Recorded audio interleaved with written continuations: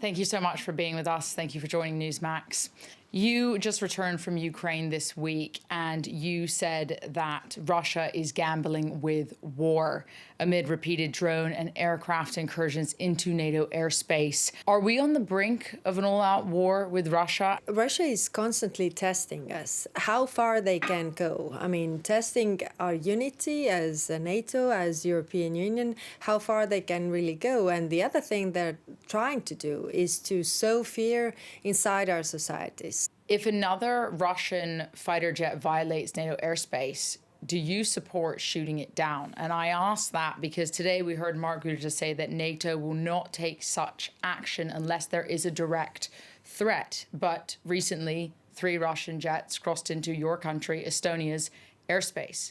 Do you stand with Mark Rutte's opinion or stance on this?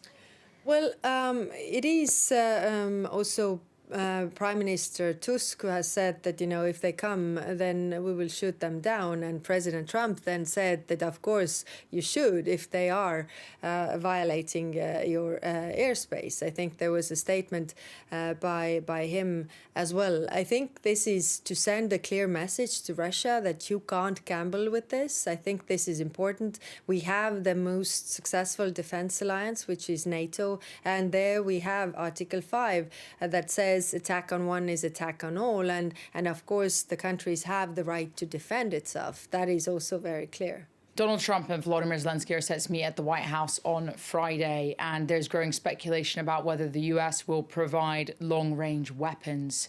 Do you support sending American Tomahawk missiles to Ukraine, and do you believe that doing so could change the course of the war?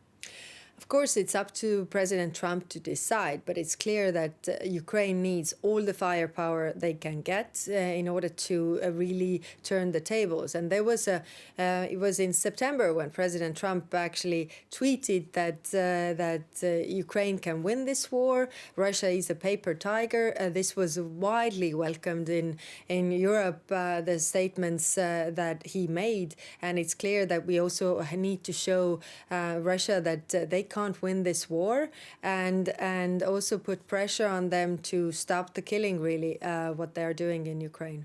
Is the Trump administration doing enough to apply pressure on Putin? Everybody welcomed really the efforts of President Trump to bring Russia to the table. And if you bring parallel to Gaza deal, I mean, President Trump's actions there were decisive that this deal was in place, and there's a ceasefire and a release of hostages there. So when coming to Russia, President Trump made these efforts, whereas, Putin was just lying because, since then he increased actually the air attacks against civilians. By the way, 93% of the Russian attacks against Ukraine have been on civilians and civilian infrastructure. So he just increased the killing, increased their air attacks, and did not come to the table. Whereas Ukraine said that they agreed to unconditional ceasefire already in February. So, yes, we have to focus our pressure on Russia to really come to the table. And they will not come to the table unless they are really forced to come.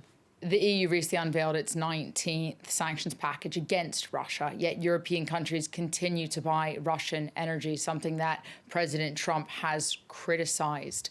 What is being done to reduce this dependency? I was one of those before the war, also advocating to not buy Russian energy. Yes, we have decreased our dependency on Russia on energy by 80%, but it's still that some countries are still buying oil and gas from Russia. And it's true that it's giving a lot of funding for Russia's war machine. So our plea to those countries who are still doing this is also that you are the most vocal about, this war has to stop. Then you can also make an effort that this war stops, because wars also end when one party runs out of money to finance it. We are having, steps also to help those countries to get rid of Russian oil and gas, and we are really working on this. And plus, we are putting sanctions on Russian energy so that, it will be more expensive also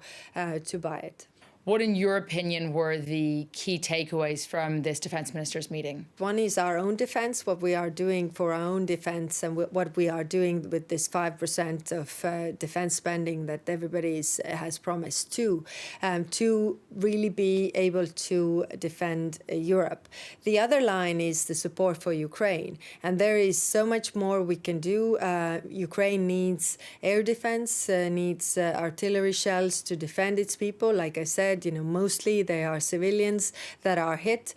So they really need to defend the country, defend the critical infrastructure before the winter. And we have the means to do it, so let's do it. And the third line of work is the pressure that we can all have on Russia so that they would stop the killing and come to the negotiation table to really end this war. Thank you so much for your time. Thank you. Appreciate it.